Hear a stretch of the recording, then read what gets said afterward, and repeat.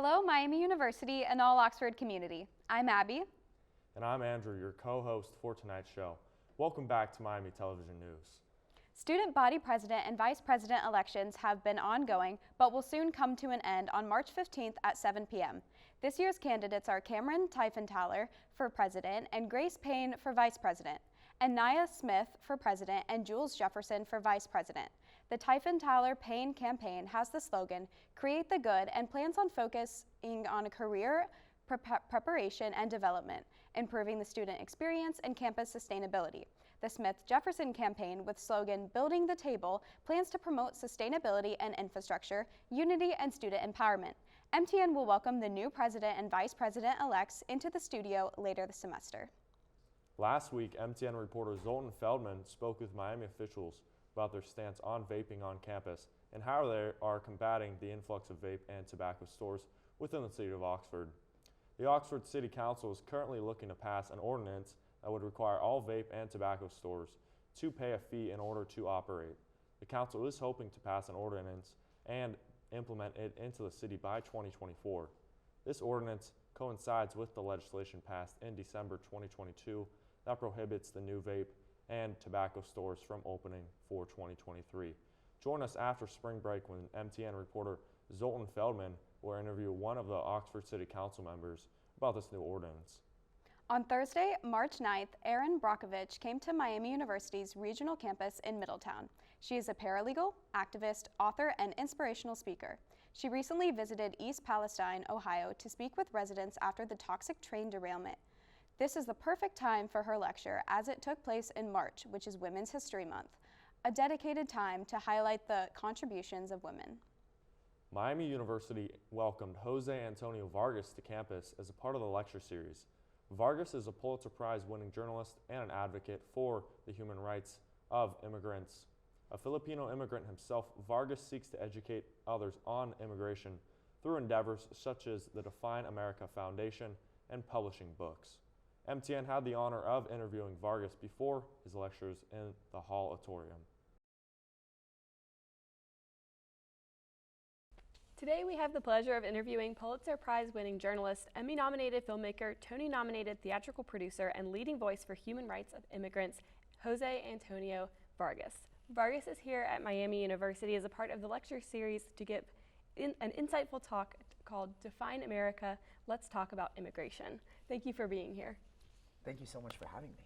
All right, our first question. So you are an activist and a journalist. When did you decide that you wanted to pursue journalism as a career? Was there like a light bulb moment, or have you always known? I actually have never referred to myself as an activist. I think that's just something that got kind of, people use that to describe what I'm doing, right? Which is to be to advocate on behalf of immigrants, specifically undocumented immigrants. So, but I've always just found it interesting when people say that, because for me it kind of becomes this thing where, wait a second, like, why is it that some people need to become activists while people don't have to be activists? They can just live their lives, right, and not worry about whatever the issue is.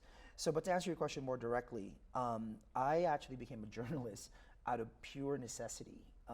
I found out, I was born in the Philippines, then came here when I was 12 in California. And then I found out 4 years after arriving that my papers were fake, that my green card was not real, and that I was here illegally. This was in 1997. And so back then in the media, this is in California, whenever anybody said anything about fake papers or illegal people, it was always thought of as a Mexican issue, and I'm Filipino, so I thought I was the only non-Mexican person who was undocumented. Even back then, that was not the language. But I thought to myself, I needed to pass, so I needed to get rid of my Tagalog accent, and I needed to write English and speak English, American English, in the most American way. So I convinced myself that I was gonna be a writer, because I found out that when you become a journalist, your name is on the newspaper, right? Like when you read an article, there's a byline that says by this person's name. So since my green card was fake, my passport was fake, I thought that my name being on a piece of paper was a way of existing. So I know this sounds crazy, but as a 17-year-old, I decided that I was gonna like write my way into being here. Wow. So that's why. And I'm saying this also because writing is what I've been doing. I've been getting paid to do it since I was a teenager. And yet it's probably the thing that I hate the most to do. Writing, I'm finishing a book right now that's journalistic in the approach, and writing is the hardest thing I do. It has not gotten any easier in the 20 or so years that I've been doing it.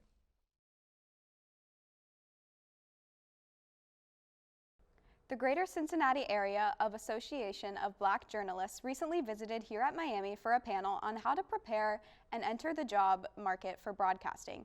The panelists gave insightful information on their experience in the field and effective strategies for earning internships.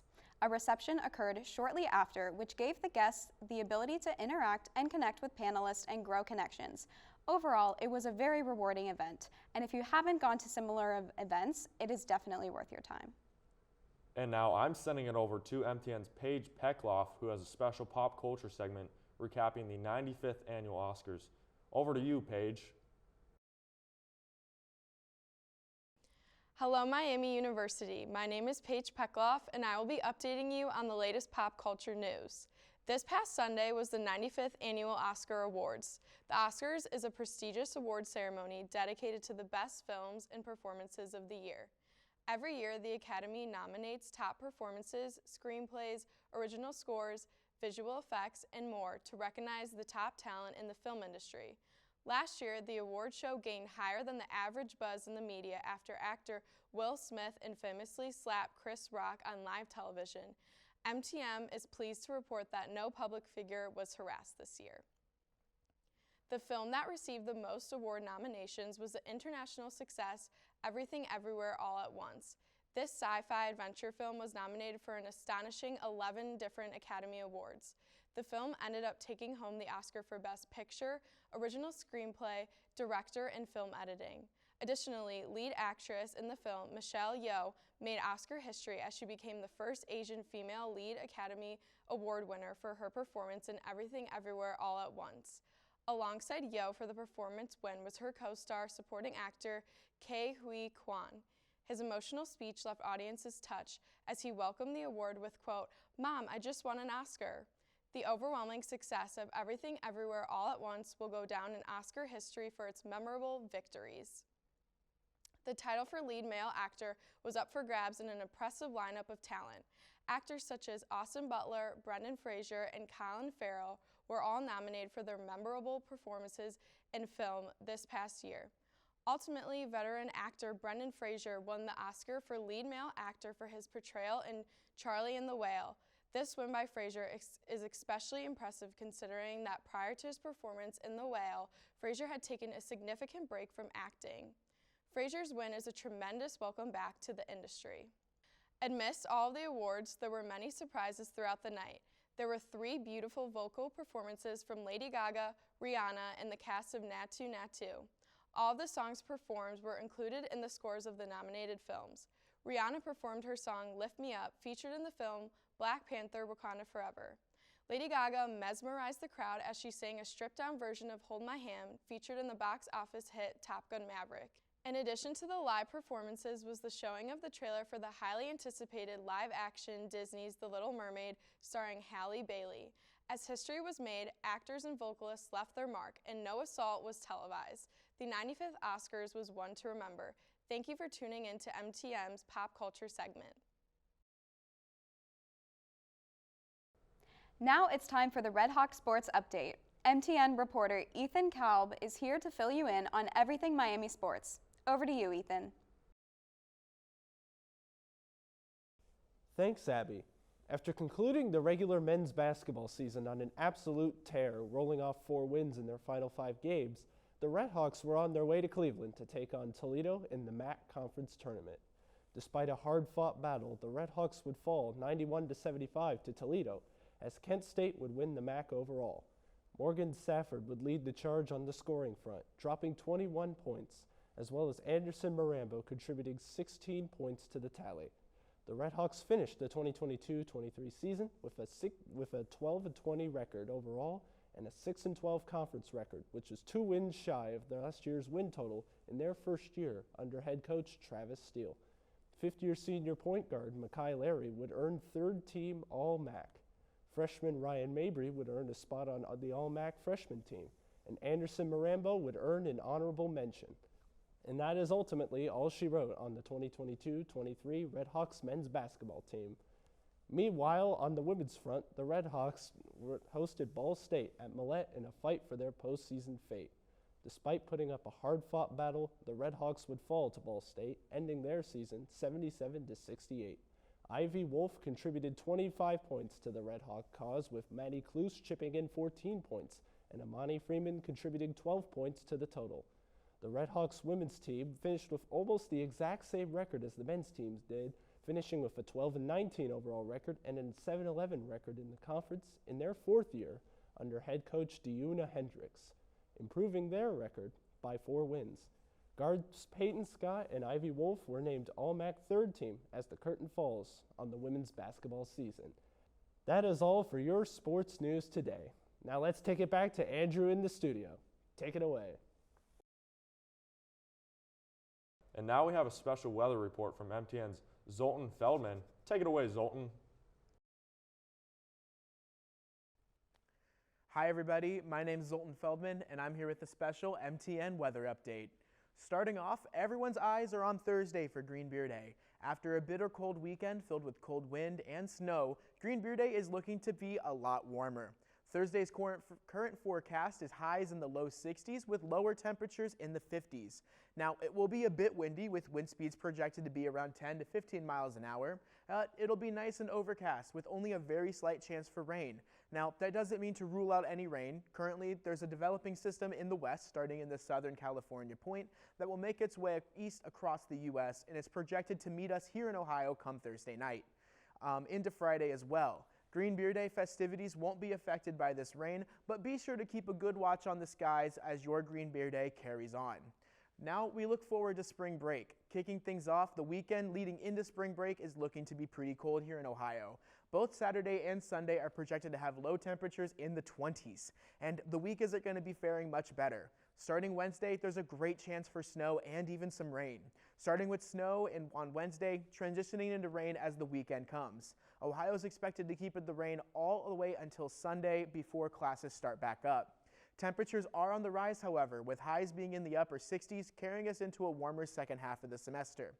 But I know most of us aren't going to be in Ohio during spring break. Looking down south into Florida, the weather is going to be much kinder. If you're heading into Florida just as spring break's starting, you're going to have some rain at first. Saturday the 18th through Wednesday the 22nd have chances of rain above 50%, and those showers will start consistently and then be starting to peter out into scattered storms as the week progresses. But if you're planning to be in Florida that first half of spring break, you better pack an umbrella with you. But that second half of the week after Wednesday is looking to be much better. Starting Saturday, Florida's sun will come out and start warming the beaches to a comfortable 80 degrees. Of course, I've been Zoltan Feldman, and that's all the weather that I can report on at the moment. I hope you have some cold beer and a nice warm Green Beer Day. Safe travels during spring break, and with that, I'm sending it back to our anchors. Miami University will be welcoming Chef Marcus Samuelson as part of the Presidential Career and Leadership Series. Samuelson's talk is called A Night with Marcus Samuelson, A Career of Chasing Flavors, and will be held at March 29th at Wilkes Theater from 6 to 7 p.m. You can register to see the talk at events.miamioh.edu. Thursday, March 16th is Green Beer Day in Oxford. This tradition has been celebrated at Miami for over 40 years, with the first official Green Beer Day happening in 1982. Some notable festivities you can look forward to is getting a green bagel at Bagel and Deli, having some green pancakes at Skipper's, and drinking a glass of green beer that is sure to dye your tongue green as well. While festivities may be high and classes will be skipped, MTN wants to remind everyone to drink responsibly and be safe. Thank you for tuning in to another edition of MTN. Be on the lookout for more Miami news in the coming weeks, and have a great spring break, Miami. I'm Andrew. And I'm Abby. Don't forget to follow us on Instagram and TikTok at MiamiMTN.